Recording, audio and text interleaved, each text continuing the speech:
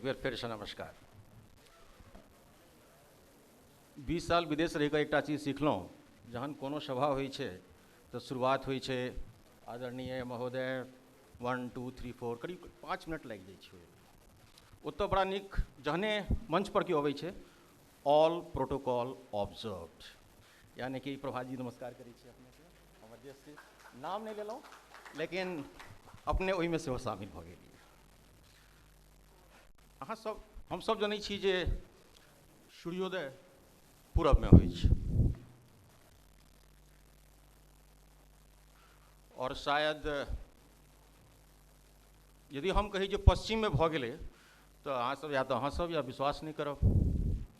मिथिलांचल के जे सूर्योदय भेलैए और खास कऽ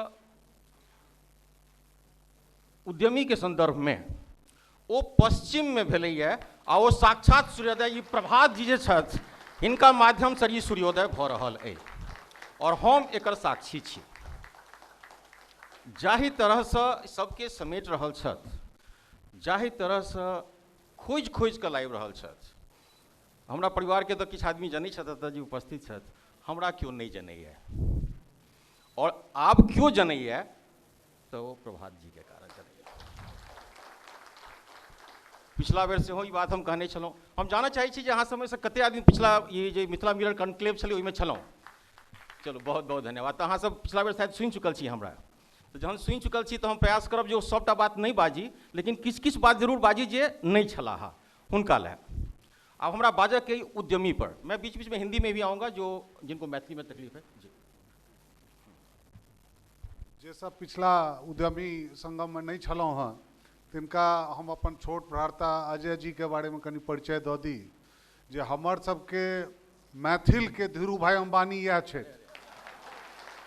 हमरा कियो कहलक जे कियो एहन मैथिल के नाम बताबऽ जकर अपन चार्टर्ड एरोप्लेन होय, तऽ ई पहिल मैथिल छथि जिनका अपन चार्टर्ड एरोप्लेन छनि। और हमरा सबके ई बात पर गर्व अछि जे ई मैथिल परिवार से छथि, हिनकर 29 कंट्री में से हिनकर बिजनेस छनि, वियना हिनकर हेडक्वार्टर छनि। और सब मैथिल के ई बात पर गर्व होय के चाही जे अखनो ई मैथिल संस्कृति से एतेक जुड़ल छथि जे अखनो जेठ छोट के एतेक जादे हिनका से अथी छनि जे आदर भाव और एतेक संपर्क छनि जे एक बेर हिनका अगर फोन करियौन वर्ल्ड में कतौ हेता तो ई रेस्पॉन्ड करता। उद्यमता के और सक्सेसफुल इंटरप्रेन्योर बनै के एतेक बड़का उदाहरण अहाँ सबके कतौ नहीं भेटत। ताहि दुआरे अहाँ सब जतेक उद्यमी आयल छी, अगर किछु सवाल जवाब अहाँ के करे के हुए प्रैक्टिकल एक्सपीरियंस के, तो अहाँ हिनका से कऽ सकै छी।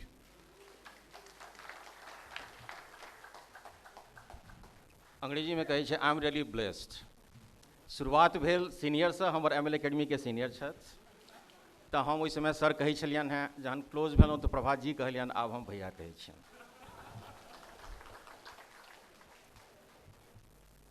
विषय पर आबै छी, उद्यम। और हम सब ओहि क्षेत्र से छी, खासकर जहन हम स्कूल में छलहुँ तऽ स्कूल में गेलहुँ तहन गाम गेलहुँ तहन आस पड़ोस तहन एकैटा बात कि खो मंगला पड़ल रह, जतऽ जाए खो मंगला पड़ल रह। अब जाहि समाज में ई खो मंगला पड़ल रह रहते वो उद्यमी केना हेतै? तऽ यदि हम सब जे पाछा छी तऽ आब कहऽ पड़तै रे मंगला जाग।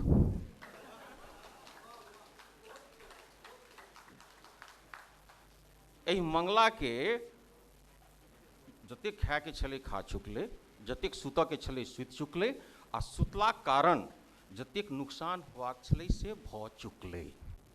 अंग्रेजी में एकटा कहावत छै, no construction is possible without total destruction. Mithila में हमरा ई कहऽ में कनिको गुरेज नहीं है और आब कनिक बेसी है। ओना 15-20 साल से हम देश के बाहर छी, संयोग से जे सोशल मीडिया के आइ काल्हि चलि रहल छै ओहिमें व्हाट्सएप फेसबुक पर सब आदमी जुड़ल छी। जहिया हमरा किछु ग्रुप में जोड़ल गेल और खास कर जे मिथिला से संबंधित ग्रुप छलै तऽ ओहिसँ जुड़ला के बाद हमरा पता चलल जे जाहि तरह कुंठा एहि समाज में छै, कुंठा से मतलब इन्फिनिटी कम्प्लेक्स, ओ इन्फिनिटी कॉम्प्लेक्स जे छै ओ निगेटिविटीके जन्म दै छै।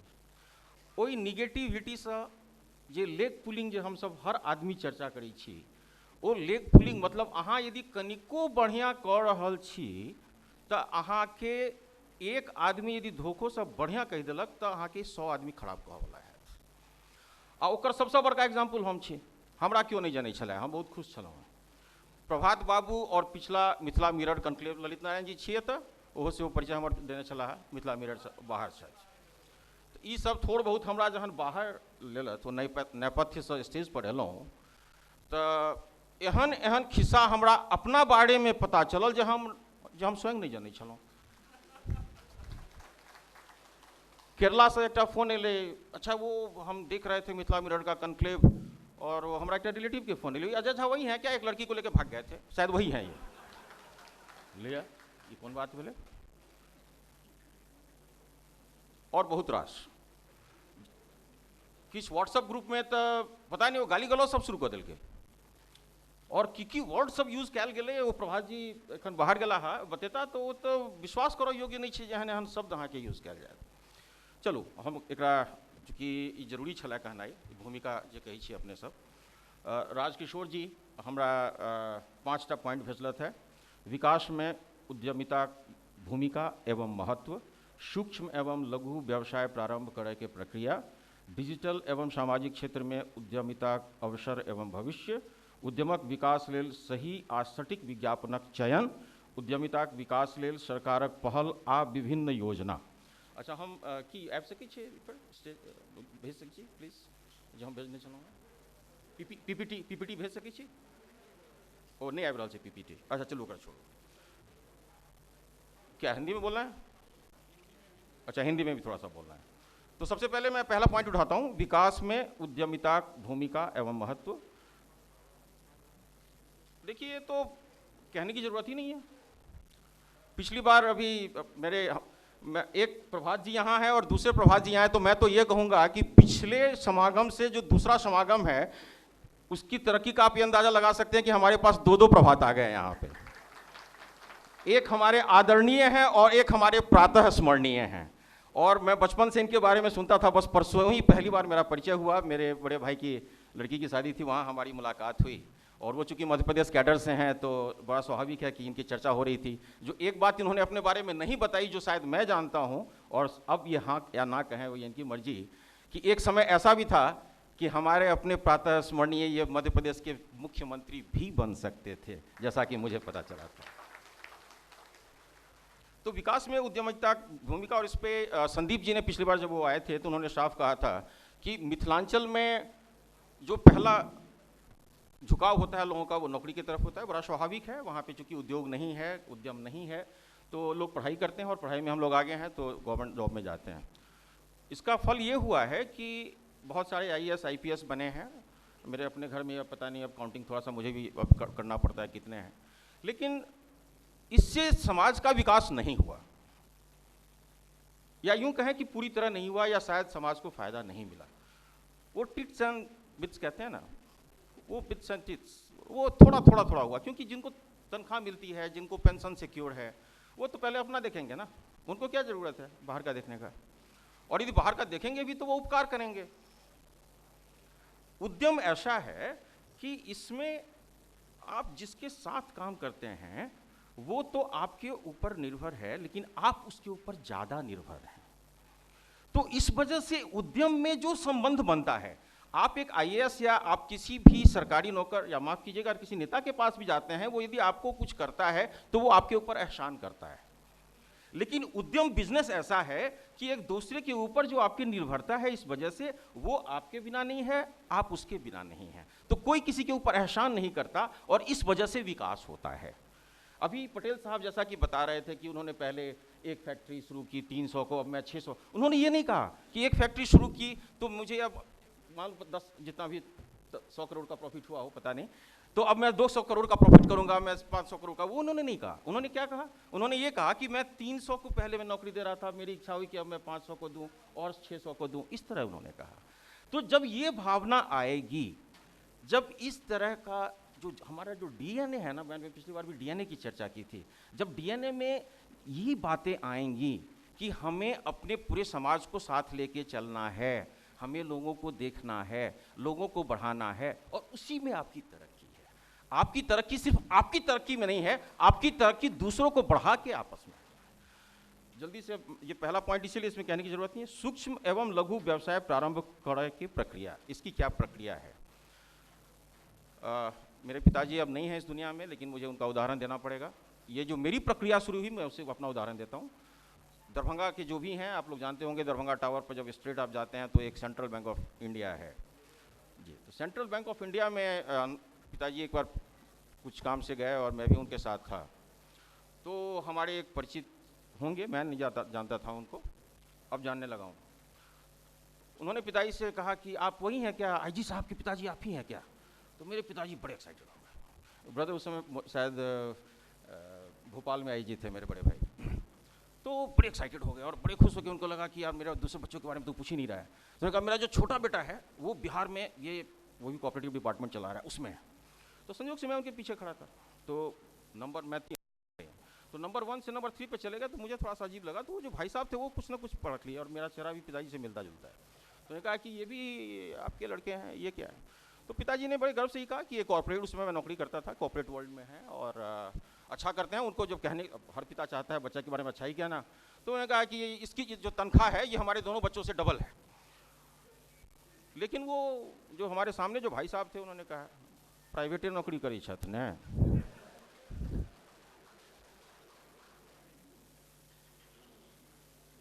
जो मलिनता मेरे पिताजी के चेहरे पे आई, उस दिन मैंने डिसीजन लिया कि मुझे ये प्राइवेट नौकरी नहीं करनी।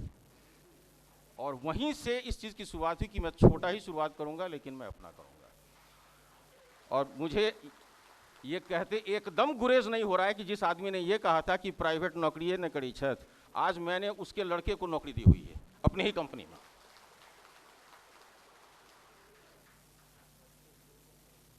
साउथ अमेरिका से संबंधित बातें करूंगा, क्योंकि वहीं से मेरी बिजनेस की शुरुआत हुई थी 2004 में। यहाँ हमारे नेपाल के कुछ मित्र बैठे हुए हैं, मैं खासकर भगवान झा का नाम लेना चाहूँगा। ये हमारे मित्र रहे हैं और हमारे साथी भी रहे हैं। मैं इनके साथ कुछ बिजनेस नेपाल में कर चुका हूँ, तो बहुत कुछ उनको पता है और बहुत कुछ मुझे सीखने का मौका मिला है इनसे।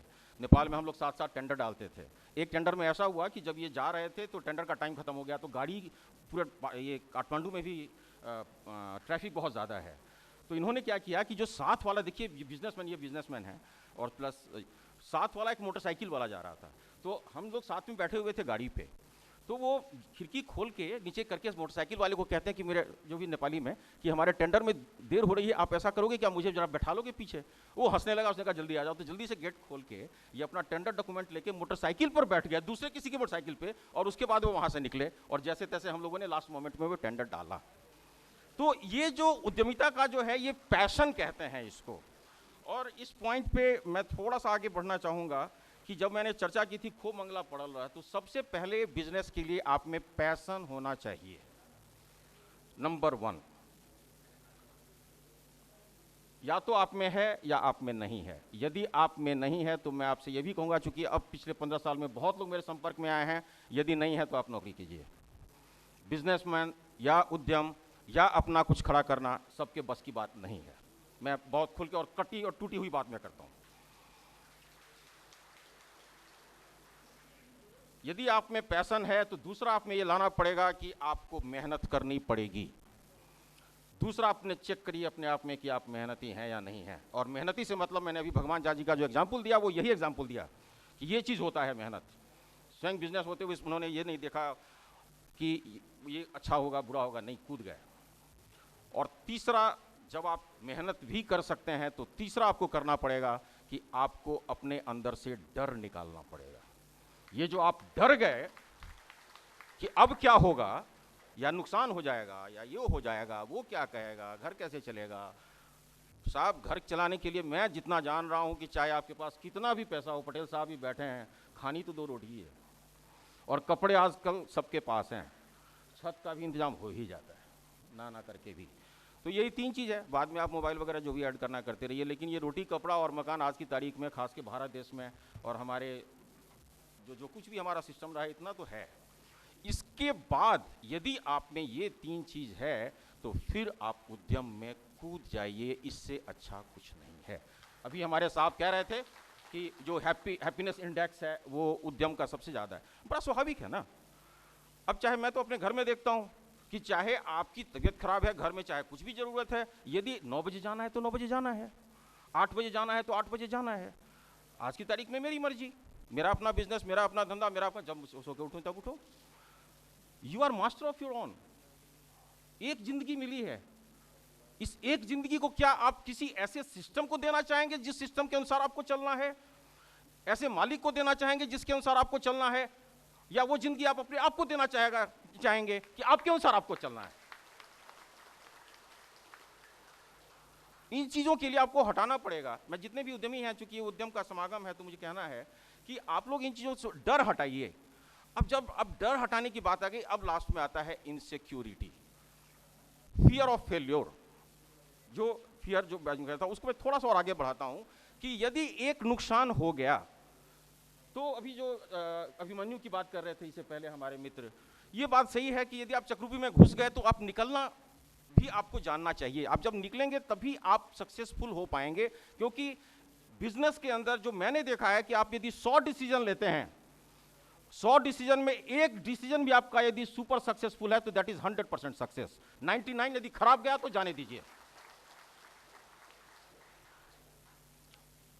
औरंगजेब के बारे में भी यही कहा गया था कि वो लड़ना जानता था, वो जीतना जानता था, लेकिन कहाँ उसको पीछे हटना है वो नहीं जानता था। इसका मैं अपना एग्जाम्पल दूंगा, चूंकि मैं बहुत ही भावुक इंसान हूँ, सभी कहते हैं। संदीप जी से वो कही छला हमरा जे अपने बड़ भावुक छी, अपने बिजनेस केना कऽ लै छियै। तो भावुक हम छी अपना मिथिला के लऽ कऽ, भावुक छी हम अपना मैथिल के लऽ कऽ, भावुक छी हम अपना परिवार के लऽ कऽ। जहन बिजनेस के बात आबै छै तो ओतऽ हम भावुक नहीं छी।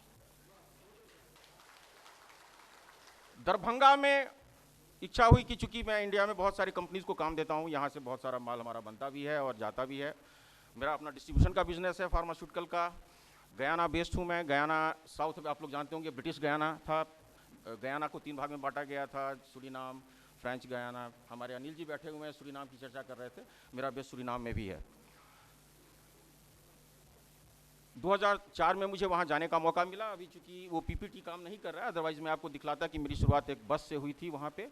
और जब मेरी तबीयत खराब हुई तो वहाँ मैंने पैरासीटामोल टैबलेट, जो बहुत ही सबसे आसान ये दवा होती है, मैंने डिमांड किया कि मुझे पैरासीटामोल दो, थोड़ा टेम्परेचर कमेगा।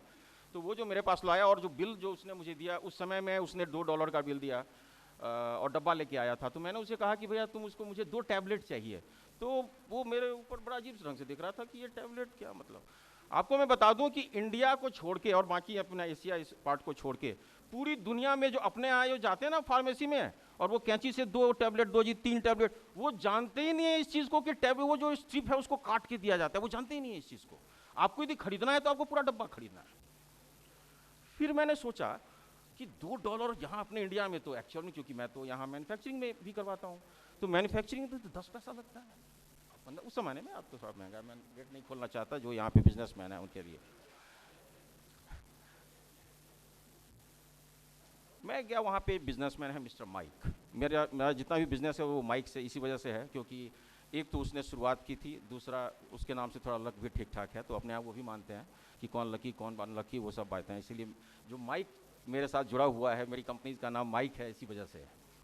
उसको मैंने कहा कि आप जितना इंपोर्ट करते हो, आप इतना रेट क्यों है यहाँ पे, इतना ज़्यादा मेडिसिन का रेट क्यों है, जबकि कुछ ऐसे मुझे नज़र आया था कि उस पर MRP भी लिखा हुआ था। तो MRP को मैंने उसको बताया कि देखिए MRP इसमें लिखा हुआ है 10 रुपया, 10 रुपया का मतलब हो गया 1/5 ऑफ $1। टाइम क्या होगा तो बताते जाइएगा प्लीज़, साइड कर दीजिए। मैं क्योंकि बोलते वक्त वाकई में माइक पकड़ने के बाद पता नहीं चलता है कितना टाइम हो गया। आप लोगों को लगता होगा कि बहुत बोल रहा है, लेकिन सामने वाले को याद तो बोलता चला जाता है वो। तो मैंने जब उससे कहा तो उसका कहना था, 2 मिनट, ओके ओके,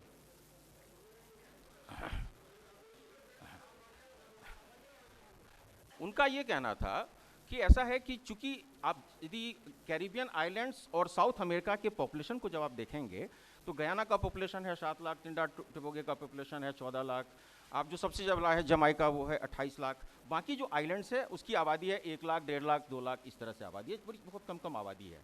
तो उसका ये कहना था कि चूंकि हम लोग बहुत छोटे छोटे क्वांटिटी में मंगाते हैं मेडिसिन को, तो नेचुरली जो कंपनीज हैं वो कंपनी हमें छोटे क्वांटिटी का अलग रेट देती है। वो हमें कहती है कि MOQ दें, मिनिमम बैच साइज दें। जैसे कि कोई दवा जब बनती है तो एक बार में एक बैच साइज होता है सर्टन 10 किलो 15 किलो का, हम लोग वो बड़ा ऑर्डर उसको नहीं देते हैं, इसलिए वो मांग हमारा महंगा हो जाता है।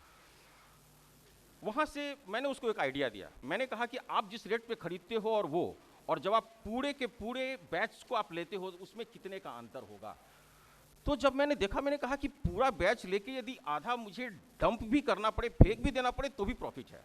मैंने उससे कहा कि आप मेरे साथ पार्टनरशिप करोगे, बिना पैसे का, बिना कुछ का। मैं वहाँ गया था दूसरे काम से, मैं बिजनेस करने नहीं गया था, किसी और काम से गया था। तो बाद में यदि मौका मिला तो आप लोगों को बताऊंगा। तो वो एकदम से चौंक गया, पार्टनरशिप किस तरह का। मैंने कहा ऐसा है कि आप जितना माल मंगवा रहे हो, जितना पैसा अभी खर्च कर रहे हो, बस उतना ही करो, लेकिन जो इंपोर्ट है वो मेरे हाथ में होगा। मैं आपको हर साल का कम से कम $1 मिलियन मैं दे दूंगा, जो मैं आपका देख रहा हूँ। $1 मिलियन आज की तारीख में 7-8 करोड़ होता है। तो पहले तो वो चौंका कि ये संभव है। कि मैं एकदम संभव है, आप ऐसा करो कि आप मुझे, चूंकि 2 महीने लगते हैं, तो आप मुझे 6 महीने का ट्रायल दो। तो उसने कहा कि ठीक है, $1 मिलियन का हमारा आपका डील रहा। साहब, मैंने आज की तारीख में, जैसा कि मेरे प्रभात भैया ने कहा कि मैं तकरीबन 28 कंट्री में मेरा डायरेक्ट बिजनेस है, 2 कंट्री में हमारे प्रोजेक्ट चल रहे हैं, तो 29 जो उन्होंने कहा एकदम सही कहा, और बहुत जल्दी मैं 30वां कंट्री भी ऐड करने जा रहा हूँ। तो हुआ क्या कि मैंने क्या किया कि उसी पैसे से जो वो इंपोर्ट करता था, मैंने बड़े बड़े साइजेस मंगाने शुरू किए। अब जब बहुत ज़्यादा माल आ गया तो अब हो गया कि गयाना तो छोटा सा कंट्री है, तो बाकी का वो क्या करेगा, वो एकदम से मेरे ऊपर नाराज हो गया। मैंने कहा कोई बात नहीं। फिर वहाँ से मैंने उसको फैलाना शुरू किया। तो जो विदेशों में दूसरे कंट्री में जाना, वो मेरी व्यवस्था थी। It was not out of choice, it was out of compulsion. इसीलिए धीरे धीरे करके मैंने उस चीज़ को खपाने के लिए आगे बढ़ा मैं, और ये छोटी छोटी कंट्री में मुझे डालना पड़ा। और वो जो प्लेन भी मुझे लेना पड़ा, वो भी सच पूछिए तो आउट ऑफ कंपल्सन था, क्योंकि इतने छोटे छोटे आइलैंड्स हैं कि वहाँ पे लॉजिस्टिक बहुत ही डिफिकल्ट होता है। यदि आपका अपना साधन है, उनका डिमांड मान लीजिए थोड़ा सा है, तो एक छोटा प्लेन लेके चलो वहाँ पे लैंड करवा दो, तो उसमें मार्जिन अच्छा हो जाता है और बिजनेस उसमें ठीक ठाक चलता चला गया। तो आइडियाज जो आप लोग, ये स्टार्टअप की परिभाषा क्या है? स्टार्टअप की परिभाषा any idea which is new in market और that idea that thinks their products are superior than the existing idea. मैं राजकिशोर जी को ये कहना चाहूँगा कि अब ये जो स्टार्टअप आप लोगों ने बहुत कुछ सुना होगा। अब ये जो स्टार्टअप है, गुजरात के परिप्रेक्ष्य में स्टार्टअप का मीनिंग कुछ और होता है, अमेरिका में, यूएस में स्टार्टअप का मीनिंग कुछ और होता है। उसका कारण ये है कि वहाँ फंड की कमी नहीं है। लेकिन मिथिला के परिप्रेक्ष्य में इस स्टार्टअप का मीनिंग ही कुछ और हो जाएगा। जिस दिन आपने उनको कुछ आइडिया दिया, 10 आदमी आके कहेंगे बड़ तेज बने जाए, अपना के बड़ बुझिए, और इसके बाद 4 आदमी आपका पैर भी खींचना शुरू करेगा। और उसका फिर से मैं सबसे बड़ा एग्जांपल हूँ सर, दरभंगा दोनार इंडस्ट्रियल एरिया में मिथिला के लिए मैंने फैक्ट्री लगाई। तकरीबन 70-80 लाख कंस्ट्रक्शन में सिर्फ खर्च करने के बाद, जो लैंड वैंड है वो तो है ही, करीब आज की तारीख में मैंने 1 एकड़ लैंड लिया था बियाडा से। जो 5 साल का मेरा अनुभव रहा, सच पूछिए तो जो निगेटिविटी मैंने देखी, और मेरा दुर्भाग्य कि उस समय तक प्रभात जी से मेरा परिचय नहीं हुआ था। और कभी कभी यही होता है कि जब आप कोई निर्णय जब आप ले लेते हैं, बाद में पता चलता है कि आप बहुत समीप आ गए थे, लेकिन आप उस पर टिके नहीं। यहाँ पे मुझसे गलती हो गई मिथिला में। उस फैक्ट्री को जब मैंने निकाल दिया, उसके 2 महीने बाद प्रभात जी से मेरा परिचय हुआ, लॉस में मैंने उसको हटा दिया, क्योंकि वहाँ की निगेटिविटी मेरे बाकी बिजनेस को अफेक्ट कर रही थी। तो दरभंगा में जो मेरा पहला प्रयास था वो असफल रहा, लेकिन मैं विश्वास दिलाता हूँ, प्रभात जी अब मेरे साथ हैं, बाकी सबका आशीर्वाद है, दरभंगा में फिर कुछ ना कुछ बड़ा मैं जरूर खड़ा करूँगा। बस एक पॉइंट, डिजिटल एवं सामाजिक क्षेत्र में उद्यमिता, अवसर एवं भविष्य। तो ये बात सही है, बहुत सारे ऐसे हमारे प्रोडक्ट होते हैं, हम लोग उसको फेसबुक पे, व्हाट्सएप पे बहुत ज़्यादा सेल कर रहे हैं। तो ये पॉइंट ऐसा है कि है जो है वो है, इसको भी खत्म करें। अब आ जाता है उद्यमक विकास लेल सही आ सटीक विज्ञापनक चयन। यहाँ पे मुझे सहयोग चाहिए उन लोगों का जो पिछली बार थे। जब मैं वेनेजुएला गया तो वेनेजुएला में स्थिति उस समय तक थोड़ी थोड़ी खराब हो चुकी थी, चावेज का डेथ हो चुका था, मोड्रो प्रेसिडेंट था। लेकिन हम मार्केट था, Venezuela is the richest country, was the richest country of south America, तेल की वजह से और बाकी। वहाँ अभी भी जो इंफ्रास्ट्रक्चर है वो इंडिया में शायद हम लोग अगले 50-100 साल में भी नहीं सोच सकते हैं। इंफ्रास्ट्रक्चर बहुत स्ट्रांग है आज की तारीख में भी, इतनी खराब स्थिति होने के बाद। तो जब वहाँ मैंने देखा कि यहाँ पे इंटर करें तो कैसे करें, तो उसका सबसे अच्छा क्या होगा, तो वेनेजुएला के लोग बड़े सुंदर होते हैं। आज आप लोग शायद जानते होंगे कि मिस वर्ल्ड, मिस यूनिवर्स और ये जितने भी हैं ना, वो ज़्यादातर सबसे ज़्यादा भी वेनेजुएला नहीं जीता हुआ है। और वहाँ एक और चीज़ मैंने देखा, आप यहाँ पे जैसे है ना अपना वो क्रिकेट हर गली में होता है, वहाँ हर कॉलोनी, हर इलाके में ये, जैसे कोई मान लीजिए मिरांडा कोई जगह है तो मिस मिरांडा, अब यहाँ भी वैसे शुरू हो गया है, स्कूल कॉलेजेस में अपने यहाँ भी वो सिस्टम हो गया। तो वहाँ मैंने क्या किया कि एक लार्ज स्केल पे मैंने एक ब्यूटी कंटेस्ट का आयोजन किया। तो तो पिछली बार मैंने फोटो दिखलाया था कि मेरे साथ एक बड़ी समस्या थी कि चूंकि मैं स्पॉन्सर था तो वो सारी लंबी लंबी लड़कियां थी, तो फोटो खिंचाने में थोड़ा बुरा तो लग रहा था, लेकिन हमने खिंचवाया और दिखलाया, आप लोगों को पिछली बार दिखलाया था। जो नहीं देख पाया, सॉरी, आज वो पीपीटी नहीं हो पा रहा है। दूसरा, जब गयाना में मैंने बिजनेस का वो मैं सोच रहा था कि क्या किया जाए, तो वहाँ पे cricket is religion like us, जैसे अपने इंडिया में है। तो वहाँ पे कार्ल हूपर के साथ मिलके, कार्ल हूपर वहाँ के आप लोग जानते होंगे, वेस्ट इंडीज़ के कैप्टन रहे हैं, तो उनके साथ मिलके हमने वहाँ पे एक बच्चों के लिए टूर्नामेंट शुरू किया। तो वो टूर्नामेंट बड़ा सफल रहा। उसमें हमने अपने जो हमारे कुछ प्रोडक्ट्स हैं, उस प्रोडक्ट के नाम से हमने उस टूर्नामेंट का नाम रखा। आज की तारीख में वो टूर्नामेंट काफ़ी सक्सेसफुल है और हमने 3 टीम वहाँ पे बनाई हुई है, जिसमें एक माइक्स बच्चे की टीम है, माइक्स वुमेन टीम है और एक मास्टर्स है, जिसमें हम 50 साल से ऊपर वालों को खेलने को कहते हैं। और ये तीनों के टूर्नामेंट अब इंटरनेशनल है। अभी तक मैं उसका आयोजन 3 कंट्री में कर चुका हूँ। यूएस में बहुत सक्सेसफुल है, अभी तक मैं न्यूयॉर्क, मायामी में कर चुका हूँ, उसको कनाडा में हमने किया हुआ है। तो जहाँ पे आप, विज्ञापन का मतलब ये होता है कि जहाँ जो चीज़ अपील करे वहाँ पे आप वो चीज़ डालिए। यानी इंडिया में यदि कोई बेसबॉल के कोई, जैसे अमेरिका में बेसबॉल सबसे बड़ा गेम है, तो आप बेसबॉल का आप ये यहाँ पे यदि स्पॉन्सर करें या उसके प्लेयर को आप ले आए, तो कोई जानेगा नहीं, समझेगा नहीं। तो हमें उस चीज़ को विज्ञापन में लेना है जो अपील करे, और उस चीज़ को लेके आप आगे बढ़ें। आप सामने वाला का देखिए, वो आपको देखेगा, और इस तरह आपका बिजनेस डेवलप करता रहेगा। और ये लास्ट, उद्यमिता विकास लेल सरकारक पहल आ विभिन्न योजना। मुझे लगता है मुझे इसमें कुछ भी कहने की ज़रूरत नहीं है, पहले भी इससे बहुत कुछ कहा जा चुका है। आप लोगों को बहुत बहुत धन्यवाद, सबका स्वागत है इस उद्यम के समागम में ही नहीं, बल्कि इस उद्यम के संसार में। जैसा मैंने कहा, शुरुआत हो चुकी है, पश्चिम में सुबह हो चुकी है, 2 प्रभात जी अपने सामने आए, आशीर्वाद इनका है, तो सफल हम लोग होंगे ही। धन्यवाद, बहुत बहुत धन्यवाद।